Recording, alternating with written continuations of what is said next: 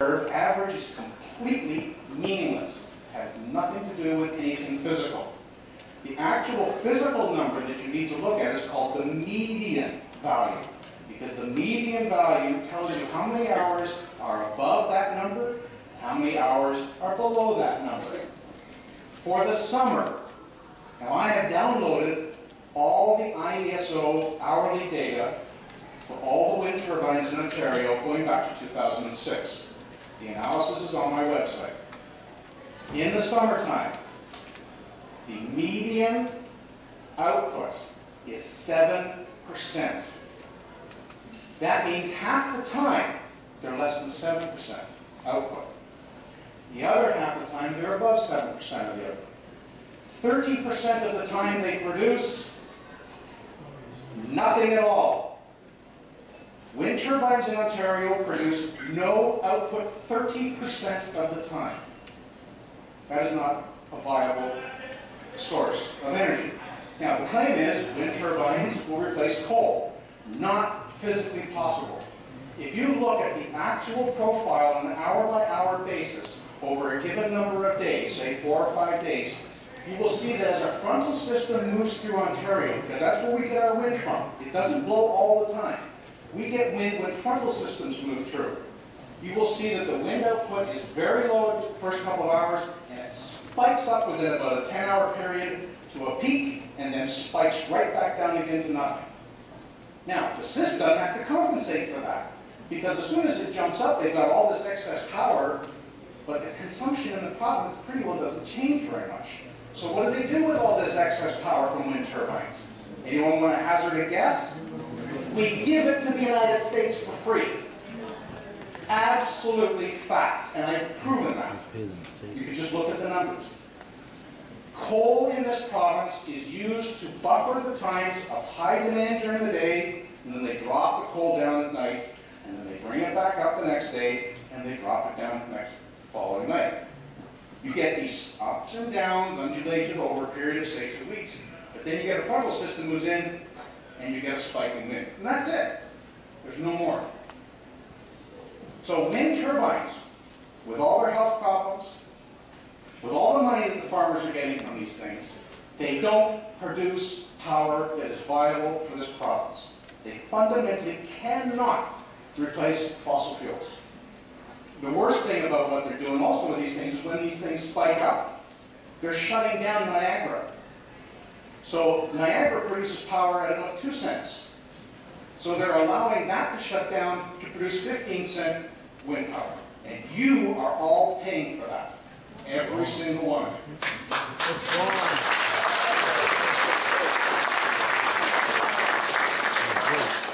Now, there's a little bit more to that.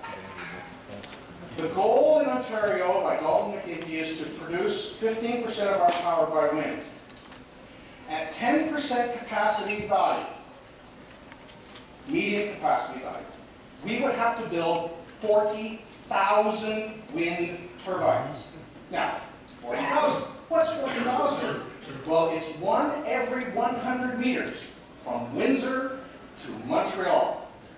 So you could drive for 10 hours and watch your odometer click at 1/10 of a kilometer, passing a turbine in every one of those for 9 hours.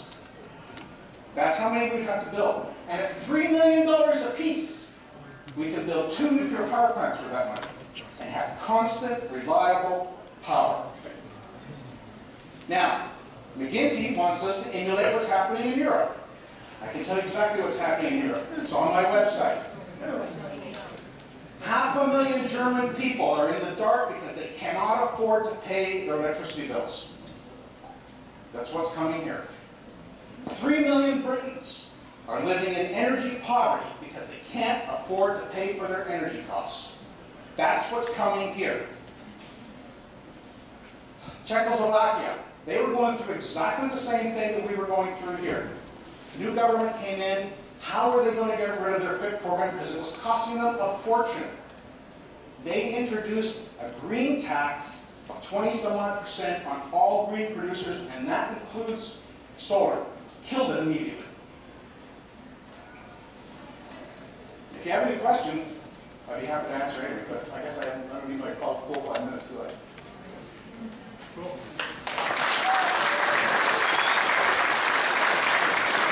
Thank you.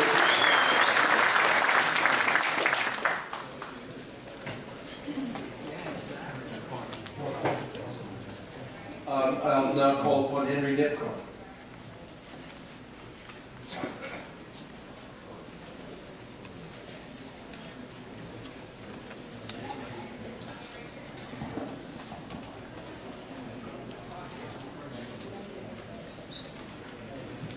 Gentlemen, my name is Henry Nipkow, and I'm a resident of Alberta for the last 32 years.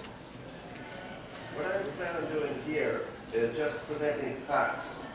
I believe that in order to make decisions, every one of us has to rely on what makes sense, what doesn't make sense. Is this a good idea? Is this not a good idea? Anyhow, these are just facts that I have sort of read about and sort of picked up, and I just want to make this presentation today. First of all, these windmills. You might remember a year or so ago that out west there was an accident at one of the tar sands projects. 1,400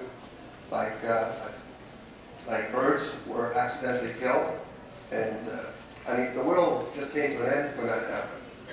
And the company was fined a couple $1 million.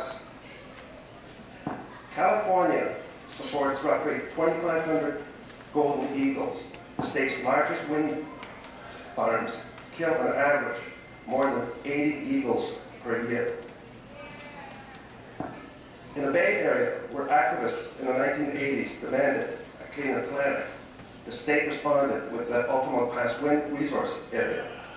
The state-approved wind farm, built with federal tax credits, kills thousands annually of birds. And these are numbers, according to biological reports generated on behalf of the owners. The hypocrisy here is really quite incredible.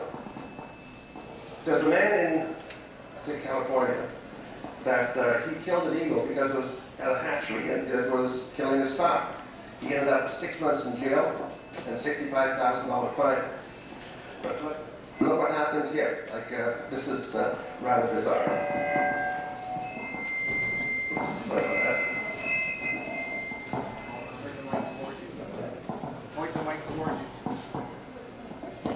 Okay, that's better. How does this green energy plan work from the point of view of creating jobs, and etc.? As mentioned, in Spain and England, they launched their own versions of the Green Energy Act quite a few years ago. And the job losses are now being confirmed by independent analysis. For the UK as a whole, 3.7 jobs were lost for every job created in renewable energy. In Spain, researchers at King Carlos University found that on average each job in the wind sector cost the country more than £1 million. And applying a loss of 2.2 private sector jobs for every new job created in the renewable sector. How about cost? Ontario Green Act promised to create 50,000 jobs. This is a study, by the way, done. This is by a chap who's a professor of natural resource economics at the University of Guelph and an ex-retired banker. And they concluded that each of these jobs will require a ratepayer subsidy of about $200,000 annually. For the average ratepayer, an annual electricity bill will estimate from $1,700 a year to $2,800 by 2015. And by the time that renewable envisaged in the long-term energy plan are largely in place, expected in 2018, an average ratepayer will be paying in excess of $4,000 annually, well over doubling. Put another way, Ontario's ratepayers will be paying in excess of 40 cents per kilowatt, placing them on a par with Denmark, which is, as I'm sure you've all heard, a great success Denmark was, which suffers the highest cost of electricity in the developed world. One last point here that is, one last point here that I'd like to make is, let's get to the core of why are we doing this? Why is our government forcing us